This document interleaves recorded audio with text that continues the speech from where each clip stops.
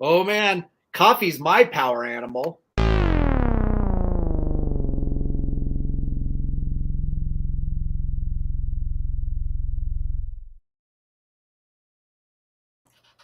This is COFOH Live Undead. I am your host, Daniel Crosier, and I am joined by the amazing Abrahm Akin. Oh man!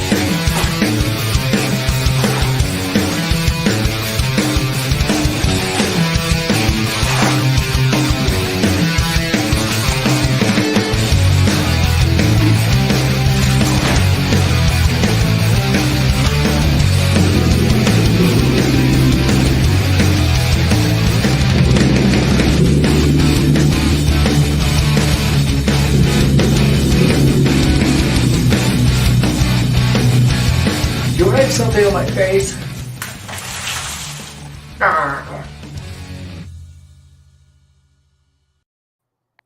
Abrahm, how are you, sir?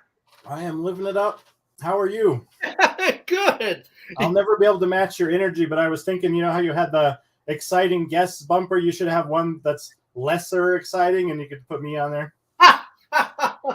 Not so exciting guests. Oh, come on now. Well, get a few Red Bulls in you, and you'll be off to the races. Yeah, I'll get some like PCP or something and just go full for it. Oh, geez, man, that'll be delightfully intense. Yeah.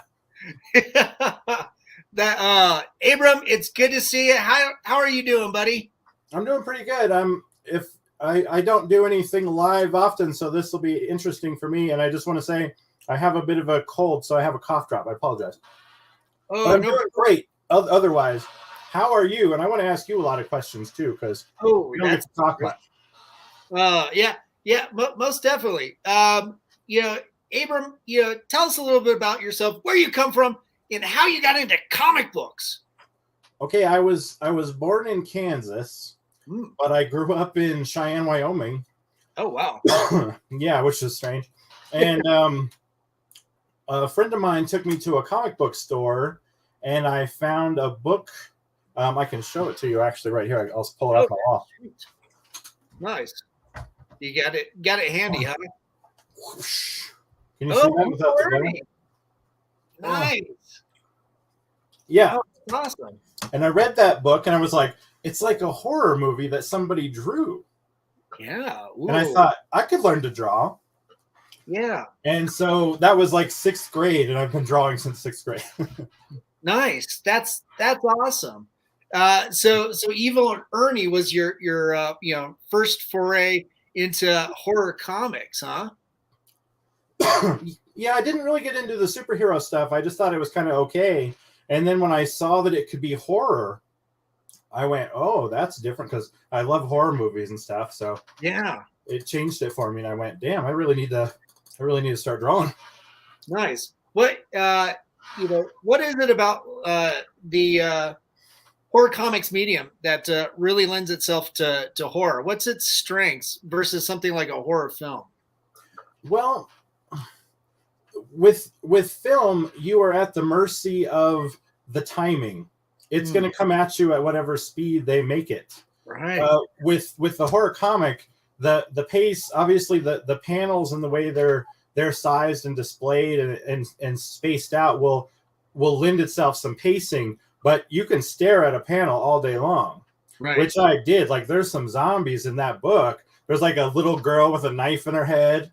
And I remember just days and days of like staring at this book, like, what in the hell is going on here? Because I love like Return of the Living Dead and Night of the Living Dead and all that stuff.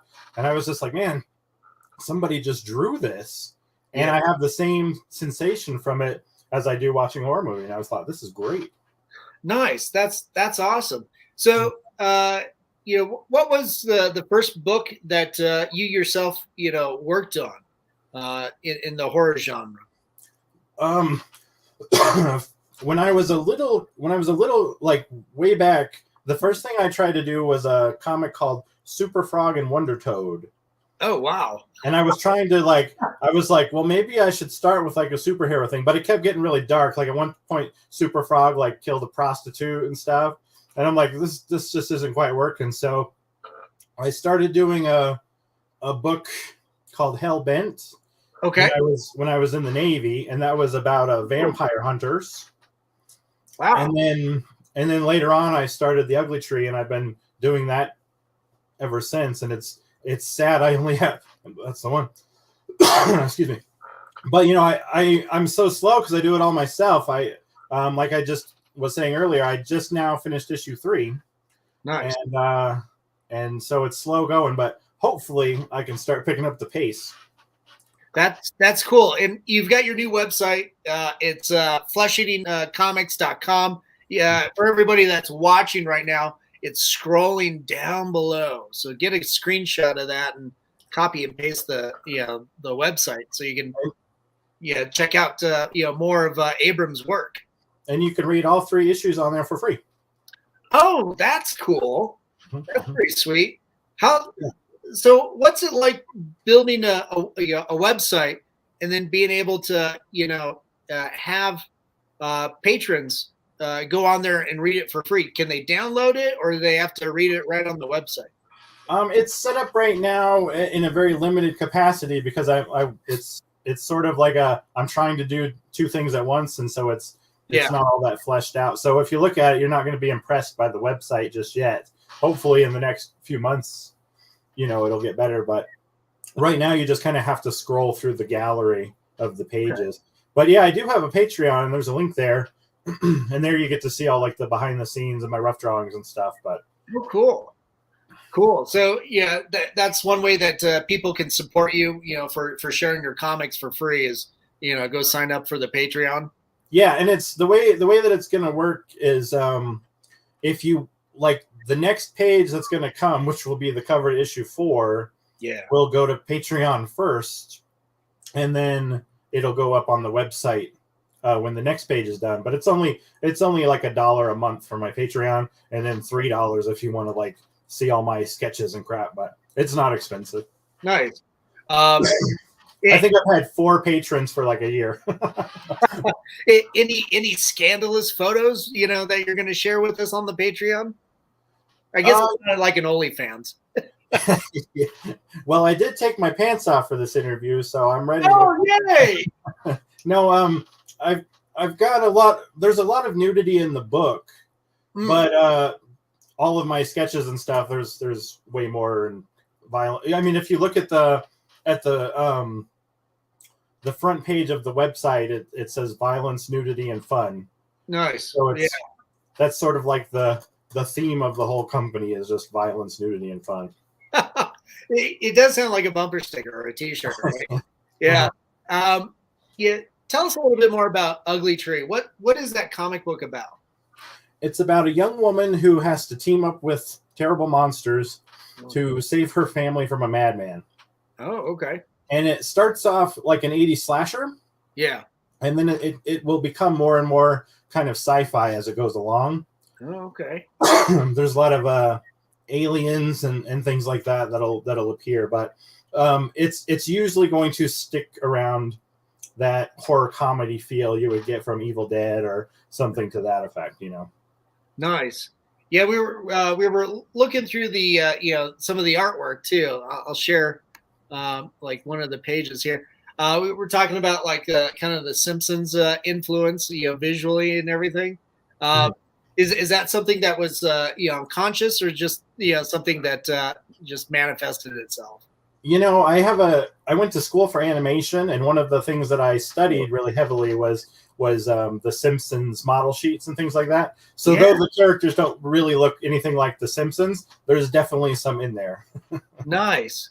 Yeah, this creature's pretty awesome. I take it this is one of the sci-fi entities that shows up later. That creature is called a slore, and if you ever watch Ghostbusters, they talk about a giant slore, and I always thought, like, I wonder what that would look like, so I drew my own. So that's a slore. I totally ripped off the name from Ghostbusters, but he's a creature that lives in the ground and is sort of like a kind of like a vulture from the dirt. Okay, a little dirt vulture, huh? And he would like very much to eat that little girl, but it may or may not work out for him. Uh-oh. I guess everybody's going to have to, go to the website, to read it to find out. Yes, do that. Nice. Oh, that's cool. So, with coming up with your own, comic book, what's your creative project, or I should say process?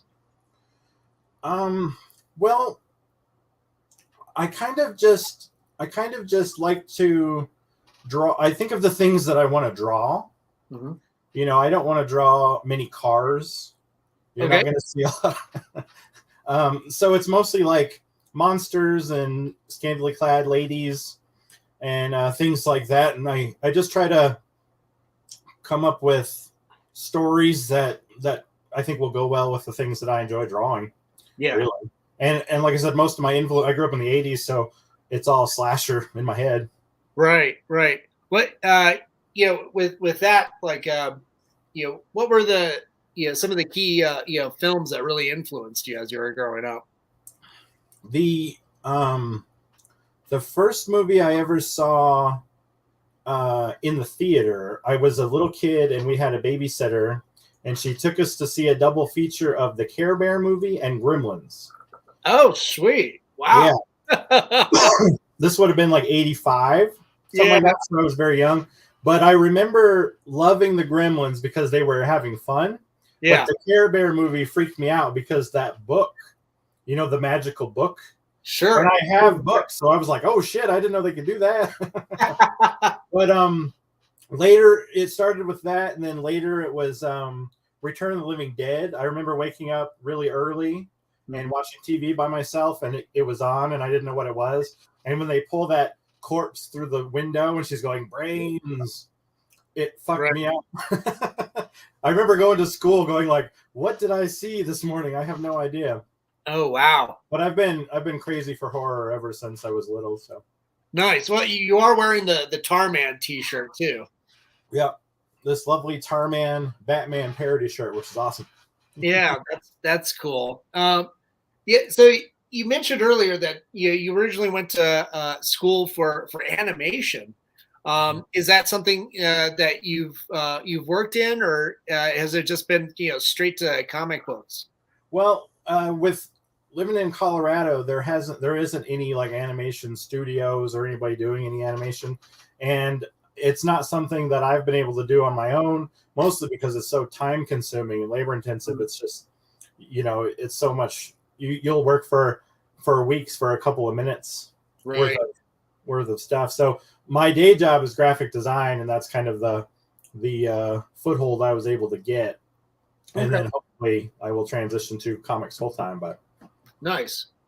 That's cool. So are you planning on doing a lot more entries of Ugly Tree, because you're up to issue number 3? Is that the complete story, or is this going to be an ongoing series? It'll be ongoing for quite a while, and I have some other books in the works too. So I'm hoping to.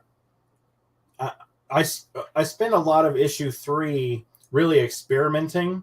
Okay. And what I was hoping to accomplish was that I was getting faster and better. Yeah. So hopefully issue 4 will be quick, and at the same time I'm doing this little one-shot story called The Changing Room, which is about a girl who goes into a changing room to change her clothes, and something terrible happens. Uh-oh. So I'm gonna do that too. Oh, wow. That sounds pretty awesome. Yeah, it sounds like a just kind of a microcosm of just potential awfulness can happen. Yeah, it's hopefully an interesting concept, because the idea is that anything can happen. Some change is obviously the main part of it, but it's going to be neat because I want to do every page as like a poster.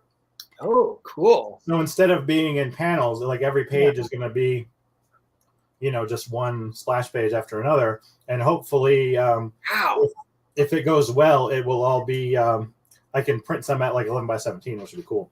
Oh, that sounds awesome. Yeah. Now I can't wait to see this. Changing room, I kind of draw a comparison to, like, say telephone booth or something like Bill and Ted would do, or an elevator where that's another area where like all kinds of horrible things can happen because this little box is moving up and down. Yeah. Yeah, there's something interesting about, having this little room alone where you go and be very vulnerable. Yeah. You're getting naked in a strange place, Yeah, there's all, every now and then you hear in real life, like, somebody, coming to that space, attacking you. Unfortunately, nowadays we have so much, with people shooting up places. So even shopping areas and stuff like that. I think, God, I think it was a couple of years ago. It might have been in LA where somebody was shot and nearly died from being in the changing room. Oh, geez. Had a stray bullet go through there, and so yeah, it's in terms of horror, it's it's a great little microcosm to have just this setup for all these interesting things. But of course, the full page splash pages, that sounds amazing, just like an awesome idea. Are they going to be like kind of horror movie poster-esque? Well, just kind of what I was thinking is you're obviously familiar with pinup art. Oh yeah, of like girls. It's usually like, oh yeah, the cheesecake stuff. Yeah, exactly. It's going to be kind of like that angle, because I was thinking, like, how interesting would it be if every page was just like, maybe undressing, and every page is like this different kind of pinup. Okay. And what I want is the front cover is going to be the beginning of the story. Yeah. And the back cover is going to be the end. Oh, wow. So it's all one big story connected. Yeah. I think that's been done before. I don't think I'm the first one to do it, but I just think it would be really neat. So, like, if you look at the front of the book, the way I have it visualized, you'll go, okay, something's going to happen. And then if you look at the back, you'll go, oh, I see. Nice. So hopefully it works out, and hopefully I can get it done this year and show it to you. Yeah, that'd be great. Yeah. Like I said, can't wait to see it. But you're thinking, by the end of the year, you'll have it done. I hope so, because it's all one panel per page. Yeah. I think it'll cut down a lot on how long it takes me, and the way I'm going to do it is the camera angle's never going to change. Okay. So pretty much it'll be a static background with moving characters. Nice. And it'll be kind of like an experiment that I'm trying. Hopefully it'll be cool. No, it sounds amazing. Yeah, it sounds like you're pretty busy. You were also telling me before we went live that you're working on a film project and a television project. Can you talk about that? Yeah. So I wrote a horror movie script. Sweet. Called The Horror Club. Oh. And I would love to make that into a movie, and it's about some people who go to a movie theater and then encounter the creature they've watched on the screen. Oh, okay, cool. Which would be awesome. Nice. And that, of course, I have no money to make a feature film, so that'll just be like a dream project until I can cobble together a bunch of psychos to help me go through it. In the meantime, I know you've been to Gorehound's Playground. Yeah, I love that place. Well, we have a filmmaker group there that meets up every now and then, and Jeff said we could film there. So I wrote a workplace comedy horror. Okay. And it's about a serial killer, a witch, and a mad scientist who have a job at a video store. Okay, nice. Yeah. And so that's the thing I think I'll be able to film soon. We were rehearsing and everything was going good, and then COVID took it out. Oh, I remember that. You were telling me about that before COVID. Yeah, and it was going pretty good, and I thought the actors were doing great, and I was really into it. And then, like I said, 2 years it just was done. So I got to see who's still interested and where everything lays. But I'm gonna hopefully get back into that this month. Oh man, that sounds amazing. Keep us up to date as to how that's developing and stuff. Are you working with a number of people that we know, or is it Ben Mickelson? Is he helping you out? I hope so. I've got a part for him if he'll do it. Yeah, he's a brilliant artist, and he's just such a an imposing presence too. Yeah, he would be great. The whole reason I wrote that other horror movie was Ben is, if you don't know Ben, he's 6'11", Holy, and he's that tall? yeah, he's just about 7 feet. Oh, and he's enormous. And I said, "Damn it, Ben, you should be in like a slasher movie." And he said, "Write one," and I did. Yeah, I did. So nice. I think I can't remember. You might have been talking to like Neil Greenaway, or a lot of people know him as Norrin Rad. Was that the same film project that you guys were talking with him about? Yeah, I've been trying to get people to work on it for a while, but with no money, it's so hard to get people together. Yeah, man, I'd love to see the script. The film idea, yeah, to me it reminds me of like something like the Monster Squad. Group of friends going into an unknown place, and almost like some horror kid comedy type thing. It's sort of an adult version of the Monster Squad, but it's funny you should mention that, because did you see Wolfman's Got Nards? Yeah, I did see the documentary. I think I reached out to Andre.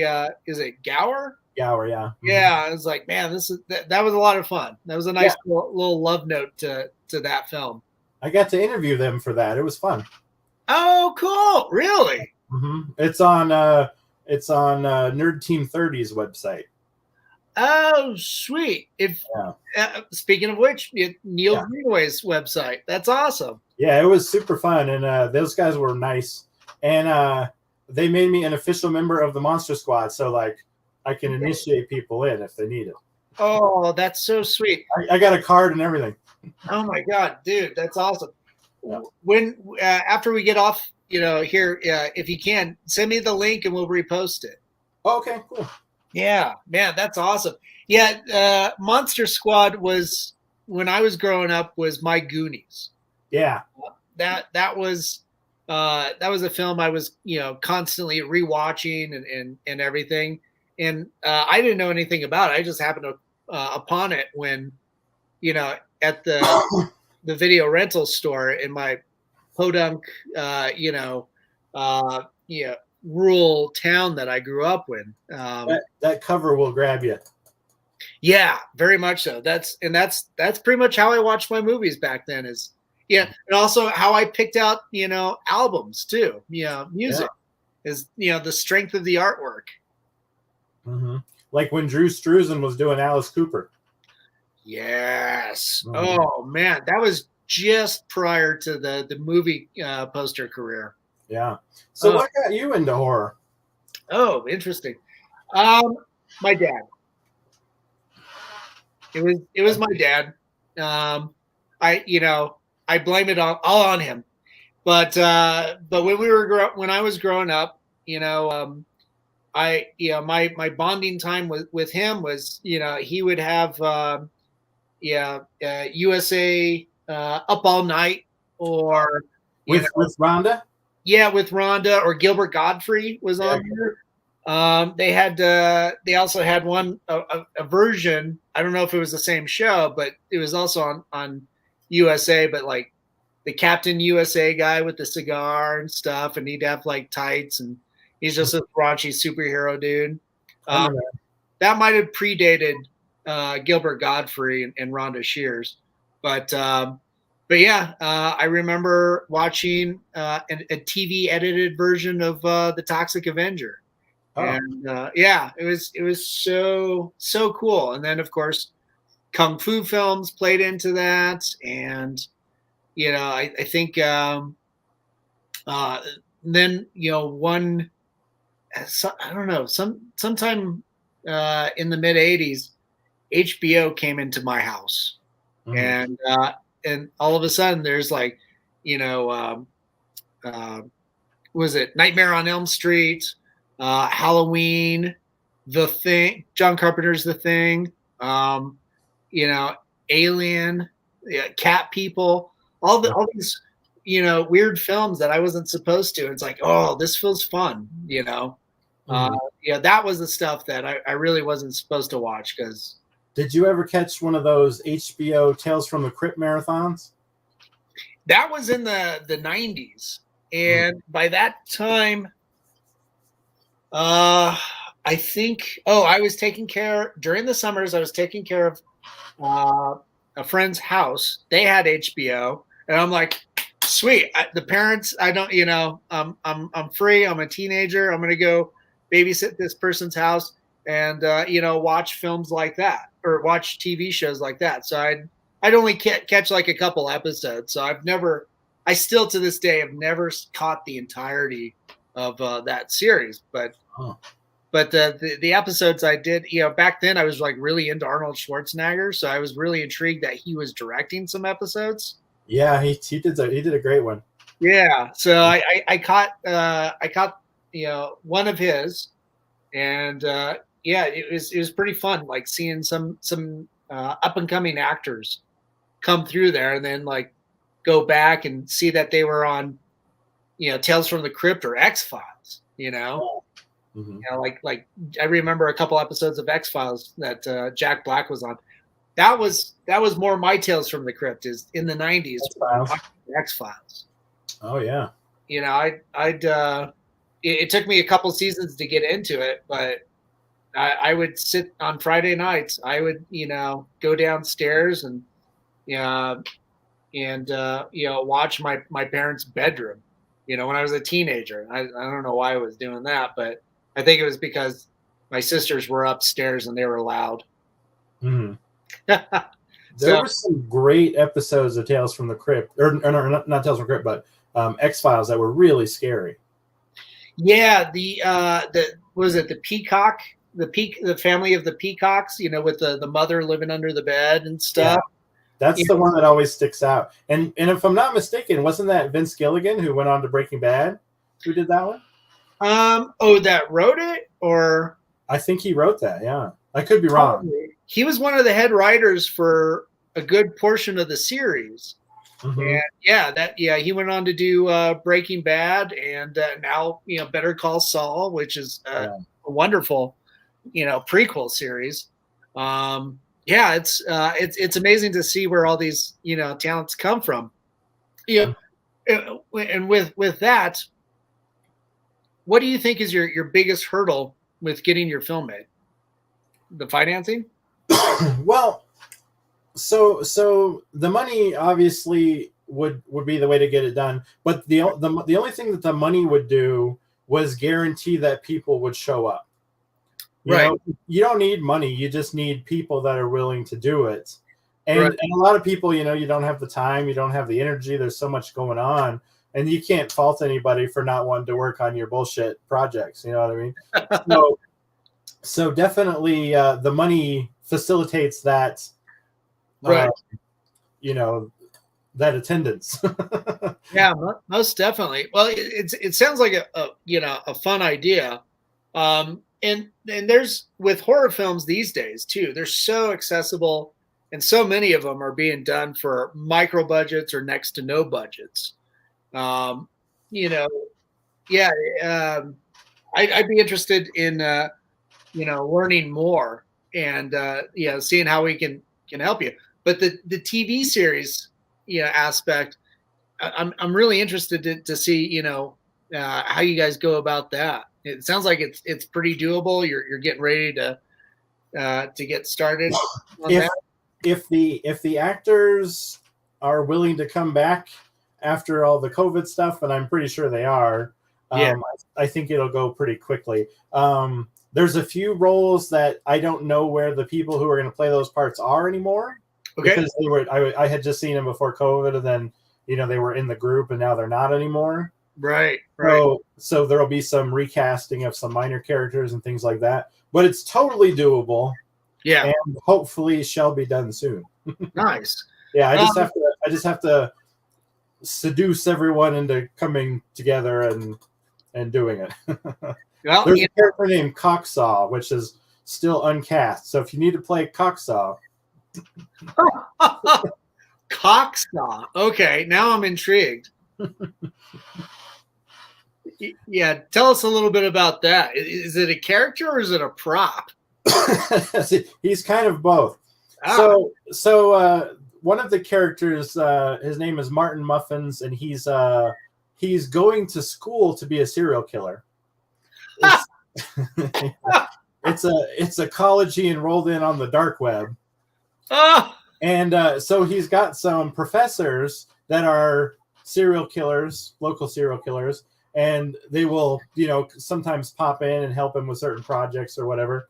And so in the first episode, he asked them to come in and judge a contest. There's a dispute between his coworkers.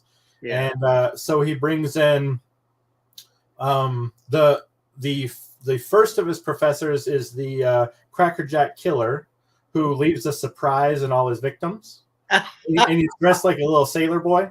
Nice. And then Cocksaw is one, and he kills people with, some sort of saw-like appendage. Yeah, nice. And then there's Lady Furry Fury, who's a serial killer of the furry community. Oh dear. Yeah, so that was another role that I had cast with an actual furry, and now I don't think they're in the group anymore. So I'm like, dang it, I need another one. It sounds like you got to do a little extra networking, but yeah, should come together. So I think it will. All the elements are there, and there's plenty of people willing. It's just a matter of taking the time, and now that issue 3 is done, I feel like I can take some time and really try to work it all out. Wow! So this year you're gonna be really busy. You've got the other book that you're working on. A little tweaking to the website. And then, of course, you've got this TV show. What would be the end game for the TV show? Like, are you looking to pitch it to other platforms, or just put it out there on YouTube? What would you would want to do with that? I'm glad you asked that, because I had this idea, and I don't know if this is a good idea, but this is what I was thinking was I could put it up for free on YouTube. And then what I wanted to do was make like a Patreon page. Okay. And then what I wanted people to do was pitch story ideas and see how the community shaped the story. And so I don't know if this would work. This is just my idea. Kind of a choose your own adventure type thing. Kind of like people would say, you would give them a limit, like, okay, give us 3 sentences of what you think the next episode should be. It could be voted on with surveys to see like which ones people thought was the coolest. Oh, wow. I would have to have some sort of veto power, because they can't just kill off all the characters. Right. Or something like that. You know what I mean? But I thought it would be really fun to just see like, okay, what kind of weird shit could they give me? Yeah. And then I'll write a script and I would give them story credit, and it would be sort of like a community series. So I could go like, because the first episode is written to be kind of like, there's not a lot of, there's some bad language, but there's no gore or violence or anything like that. And so I was curious to see like, where would people take it? Yeah. And I thought it would be sort of a fun way to connect with other horror fans, to just go like, okay, what do you guys want to do with these weirdos? Wow, what a wonderful, large group project. I don't know if anybody would get on board, but if anybody wants on board, right on. Yeah, that totally excites me. I'm on board. Let's do this. Let's go. Let's get the other dozen people watching this. Hey, you come on board too, damn it. Yes, there's a filmmaker group at the Gorehounds Playground. I'm one of the administrators, so if you just join that group and come on by and help us make some weird shows. Cool. If obviously I'm way out here in Denver, I'm not going to be able to make it to Fort Collins very often. But where online can we go for to follow you? Or do you have yet to build that platform on the Patreon? That's not there yet. What I want to do is, once that first episode is done, then I can put it out there and go, okay, what do we do now? Yeah, no, that's great. I have ideas too of storylines that I'd like to pursue, and I will pitch them as well. Yeah. And if mine gets voted up, then I'll do my own. And then I get the story credit and write the script. If they like somebody else's, then we'll do that. But I just think it would be a really fun way for interaction. Yeah, most definitely. No, I think that's beautiful. That's especially coming out of the pandemic and everything. And, you know, people are trying to re-engage. I think a lot of people do have like PTSD, you know, and with the political climate and everything too, people are just fried.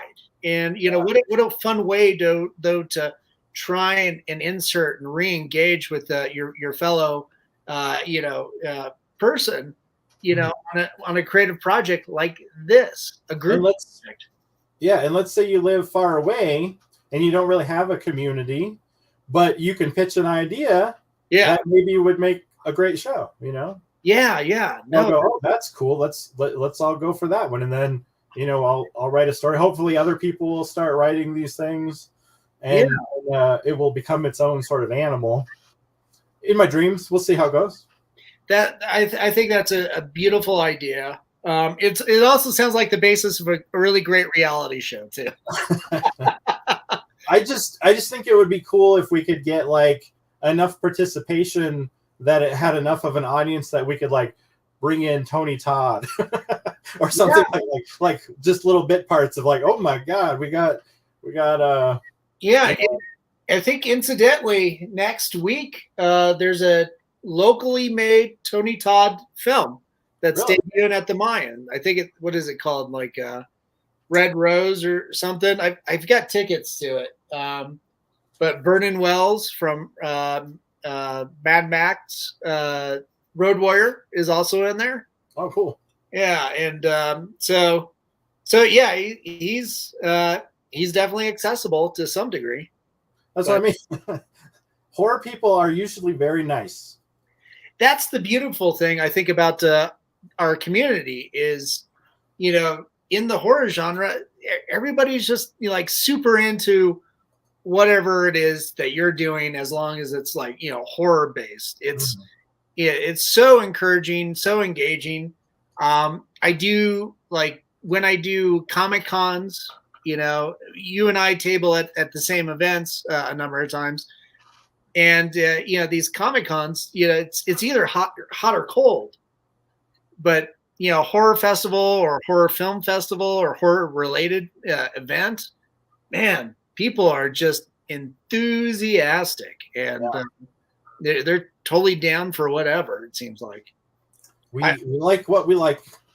Yeah. I just find that really encouraging, and it's a great way to, you know, to network and, you know, build a community, because you already have this massive common love, you know, and yeah, that's what I like about the horror community and the genre is, yeah, people are just so loving, which is so weird, you know, right? It's like, oh, slasher flicks and stuff like that. Oh, I love that movie. It's great. I think it's because the art is typically so violent that you've kind of exercised all that out of you. Okay. You know, I don't know if that's true, but I know for me, like, I don't ever want to hurt anybody. Yeah. But I love when it's fake. I love, you know, because then you go like, okay, I've seen the lesson of this horrible thing that can happen without anyone having to get hurt. Yeah, no, that's a good point. You know, that fantasy of violence is already played out. Nobody got hurt. You know, it's all exaggerated, and, you know, however it's presented, you know, in all its dressings, and you know, it kind of, you know, helps diffuse whatever tensions might be going on in your life. I think there's a great, you know, thing to be said about the psychology of horror, and you know, that it can be also very therapeutic as a genre. I think so. Yeah. No, that's. I had a class in high school where the teacher showed us Jaws. Oh, cool. Okay. And then he would have us take our heart rates during the death scenes. Oh. And everybody's heart rate would be elevated. And I thought, wow, that's so cool, because no one is in any danger. Right. But our brains don't know that. Yeah. You know, so you get that feeling and all of the adrenaline and all that stuff, and you're perfectly safe, which is great. Do you think that's also like kind of an empathy thing? Like, you know, it's like you're heightened your attention because you're witnessing this person being eaten alive by a shark, you know? Yeah. If it's well written, then you really don't want them to be eaten by the shark, you know? Right. Obviously, sometimes you're rooting for the slasher, like in all the Friday the 13th movies. Yeah, pretty much. Yeah. But that's a completely different demon you're exercising. Yeah, that I think that's true. It's so often these days that I find I go back watching these films and I'm rooting for, you know, the slasher or the villain or the monster. I love monsters, and I wish, you know, I you know, it's kind of that Hellboy model where I want to see the monster be the hero, you know, save the day and everything. And usually they're misunderstood. Like Frankenstein's monster, obviously a classic misunderstood, you know, creature. Mm-hmm.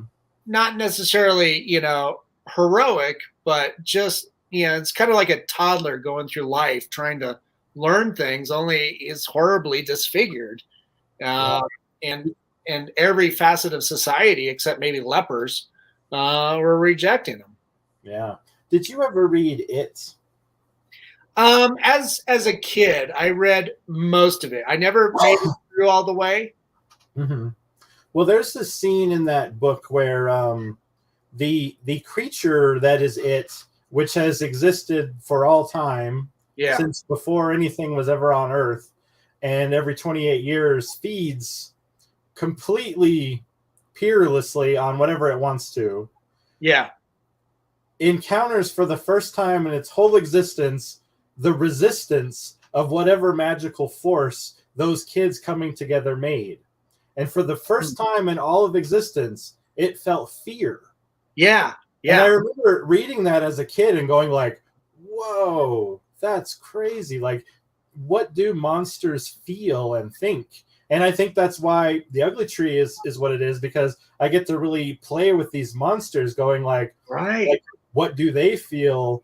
Are they, I mean, they're kind of like high school kids in this, where all they care about is like sex and violence and running amok, but they're also very old. Yeah. Story. So it's an interesting thing to think about. But yeah, I'm with you when it comes to monsters. Like you can fill a lot of space in your brain with what a monster is up to.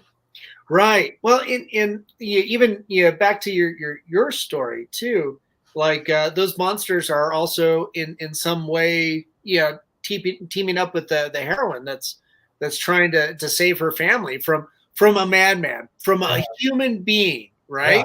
Mm-hmm. You know, and so often it's a fellow man that's the thing we should fear. And that's going to be an interesting scene, because why would they team up with this human when they regularly kill and eat humans? They couldn't give a shit. Right. So she's got to somehow persuade them. And what's it going to take to do that? It'll be interesting.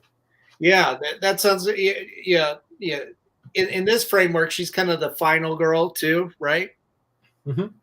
Yeah. Well, and she's also the babysitter, because she's got a brother and a sister she's trying to keep alive. Right. So it's that whole adventures and babysitting scenario, only with with monsters and psychos.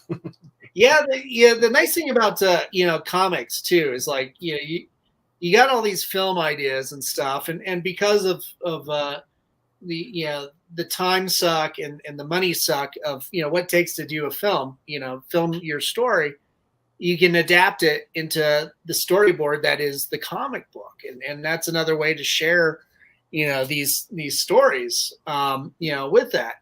And I kind of think on like Tim Seeley's Hack Slash series, because that's the final girl and the monster or the slasher. Yeah, they're teamed up. Yeah, they teamed up and they're taking down real monsters.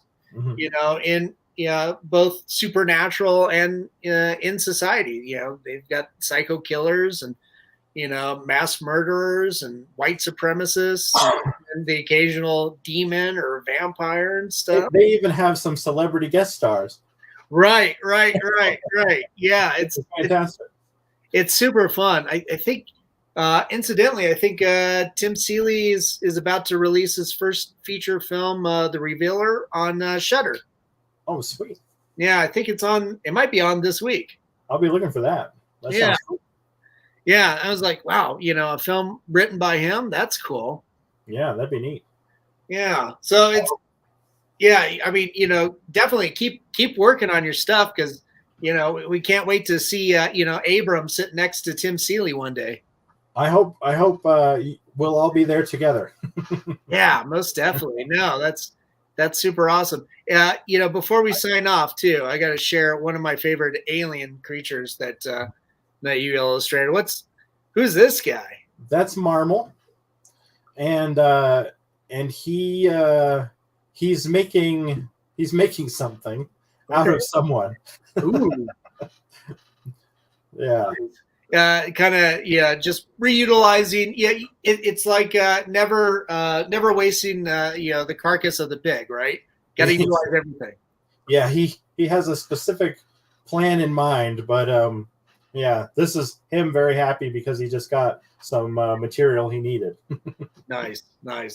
Well, that's cool. Yeah, for everybody out there, make sure you go to flesheatingcomics.com and support Abrahm and go to his Patreon, support him there. That's going to be the best way. You can read his comics for free, which is awesome because more reading needs to take place anyway. Amen. Yeah. And don't be mad at me when my stuff's late. Well, don't put that out there.